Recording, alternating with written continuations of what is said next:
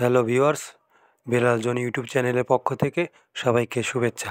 আজকে আমি আপনাদেরকে দেখাবো কিভাবে আপনি আপনার ফেসবুক পেজ পার্মানেন্টলি ডিলিট করতে পারবেন। সেজন্য আপনাকে প্রথমে আপনার ফেসবুক পেজে প্রবেশ করতে হবে এবং যেই পেজটি ডিলিট করতে চাচ্ছেন সেই পেজটিকে লগ ইন করে নিতে হবে।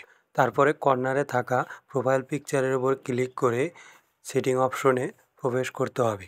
সেটিং অপশনে প্রবেশ করার পর সার্চ অপশনে আপনাকে লিখতে হবে ডিলিট।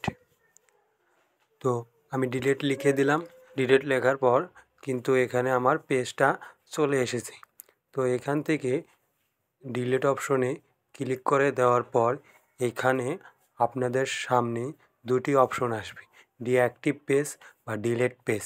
আপনারা চাইলে ডিঅ্যাক্টিভও করতে পারবেন, চাইলে ডিলিটও করতে পারবেন। তো তারপর আরেকটি যে অপশন আছে, চলুন সেটি দেখে নেওয়া যাক। সেজন্য আপনাকে প্রথমে পেজ সেটিংয়ে প্রবেশ করতে হবে।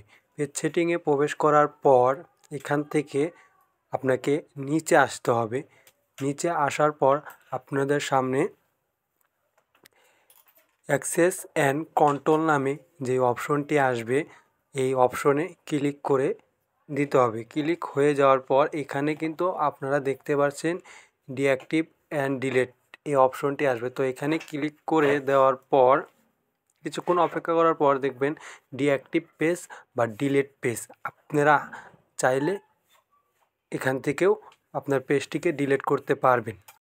আপনাদের ফোনে যদি প্রথম অপশনটিতে কাজ না হয় তাহলে অবশ্যই আপনারা দ্বিতীয় অপশনটি ব্যবহার করবেন, অবশ্যই কাজ হবে। তো ভিডিওটা ভালো লাগলে অবশ্যই লাইক, কমেন্ট এবং শেয়ার